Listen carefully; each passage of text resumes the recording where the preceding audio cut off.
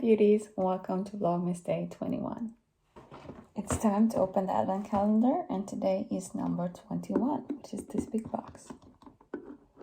Eye patches. Shielding mode soothing eye gels from Pathology. They look like this. Excited to try those out.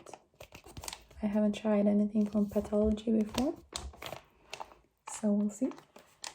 Hi beauties, and welcome back to my channel. So today I'm going to be doing the palette tag. First one is newest palette. My newest palette is my Medicine Bear palette from Morphe. You guys have seen that a few times on my channel now. So this is my newest palette. Then we have my oldest palette. My really the oldest palette that I had, I don't have anymore. So the oldest one I still have that I could find is my MAC eyeshadow ×9 palette. I think this is the oldest one I have anyways. I don't really remember when I bought this, but I know it is a long time ago, like several years ago I bought this. So this one is really old. And I think this is the oldest one that I currently have in my collection. And we have my most expensive palette. And there I put my Anastasia Norvina palette. Only because I bought this from America and shipped it to Sweden. And with all the taxes and import fees and everything, I think this one rounded up to about 800 Swedish crowns or something like that. And I think that's the most expensive palette that I own. It's not the most expensive one if you count like only what the palette costs. Then it would be my Natasha Denona Love palette. Or I think they would be probably around the same price.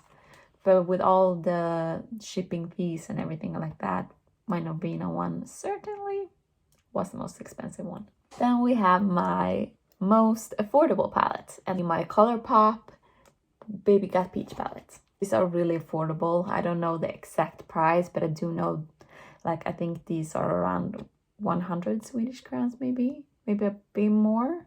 But I do think this is the cheapest one I have because they are really affordable. It's one of the £9 palettes, which are the cheapest palettes on their site as well. Then it was time for everyday palette, and this one is quite tricky because it depends on what you mean with everyday. The way I'm seeing it is the palette that you could do an everyday, easy, quick and go look. And then I would pick my Adeline Morin X Tarte palette because you have like eyeshadows, you have a blush, you have a highlight, and you're good to go. So I picked this one as my everyday palette. Then the next one is your most colorful palette. And there is, of course, my James Charles palette. This is for sure my most colorful palette. And also I try to pick like different palettes for each category, but some are going to be repeats. But the next one is my smallest palette, and that is my Marc Jacobs Scandalous palette. I think this is the smallest one at least. This one is really compact and it's great for traveling if you just want something easy and on the go. Perfect slim packaging. Doesn't take much space. A very good palette. I have the biggest palette, and this is where the repeat comes in because my biggest one is my James Charles palette. My best memory palette was a really hard one because I have good memories with all of them. But the one that I picked is my Moonspell palette because I wore this to a Halloween party with my best friends and we had a really great time. And also my entire look and costume was inspired by this palette.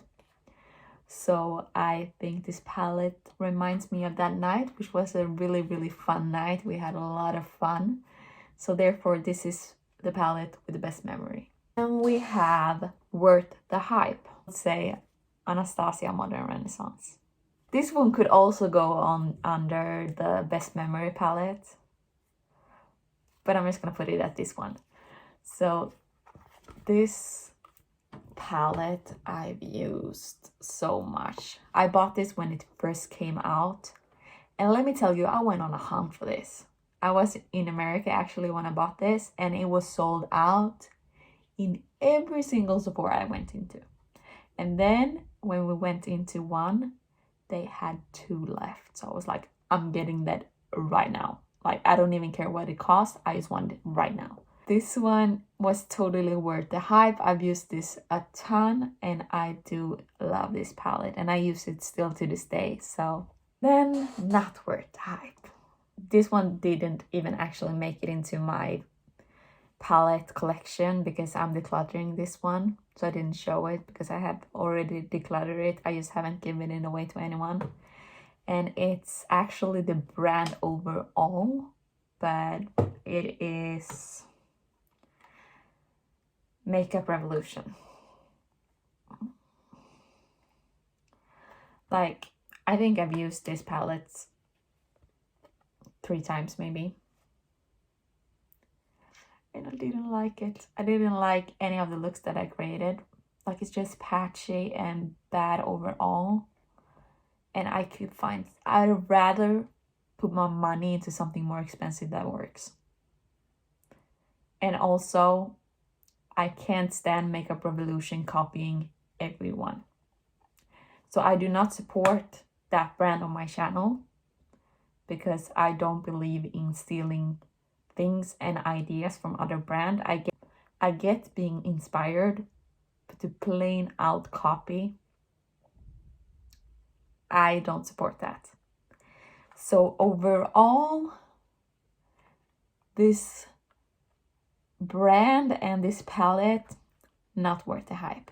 Then we have favorite palette from favorite brand, and I picked the Americi from Anastasia Beverly Hills. It's a tie between this one and the Norvina palette. But this is one of my favorite eyeshadow formulas and my favorite palettes. I've used this a ton and I love Anastasia eyeshadow formula overall. I think it's my favorite formula. Then let's talk about my most used one, because we have to do a repeat as well. Because I think my Modern Renaissance is probably my most used palette, even though it might not look like it. But at least I hit pan on like 3 shades. So I would say this one, and the one I've used most currently is this one. So you can say I love the Anastasia formula. And that was the palette tag. So I hope you guys enjoyed this video and I will see you guys in the next one. Bye!